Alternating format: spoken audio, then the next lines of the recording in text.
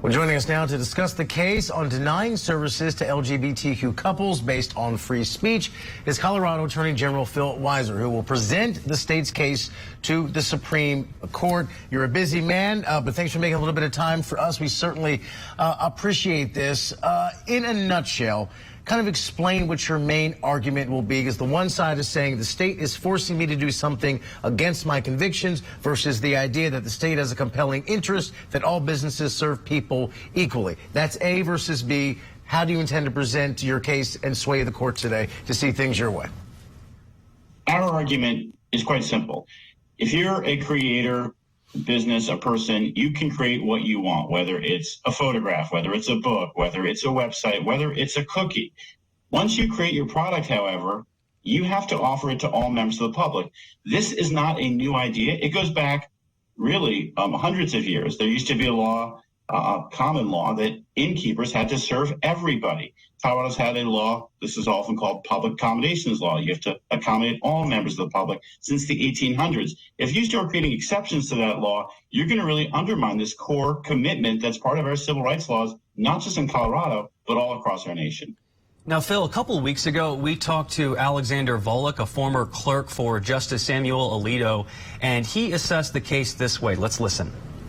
The question is, can the state force somebody to design websites or create speech or create art or any kind of creative thing? Can the state force somebody to create something that they don't want to create? So it's really just a free speech issue, and it has nothing to do with gay rights.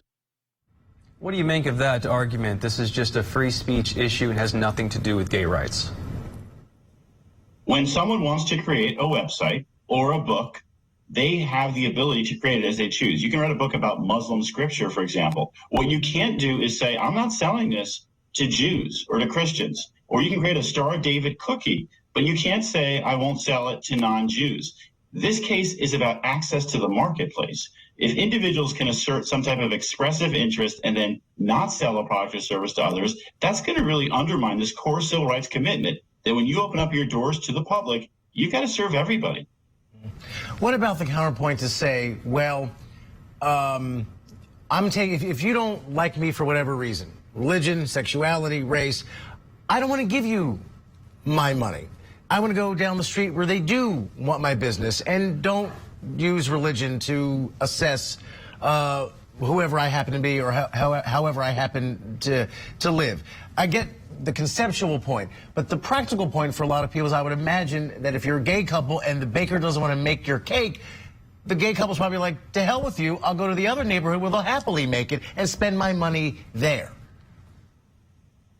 There are two concerns that really come out here. First concern, you might be in a community where there's a limited number of providers of whatever good or service, and you could literally be denied access to the marketplace when the person who sells the cakes or takes the pictures says, I'm not serving you because of who you are. But there's another point. Even if you might think I could go somewhere else, the dignitary harm, the stigma, the feeling of being shunned and not welcome, that is a feeling that we in this country do not want people to have. When it used to say no blacks or no Jews are welcome here, that left people with a feeling about I am not equal to others. Our civil rights law says we are all Americans, we are all treated equally. We need to defend that principle.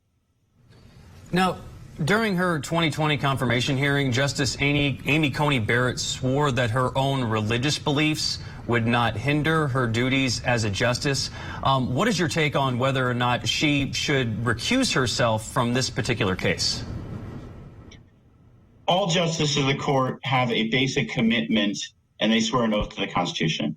The justices have to think hard about what rules of constitutional law best serve our nation.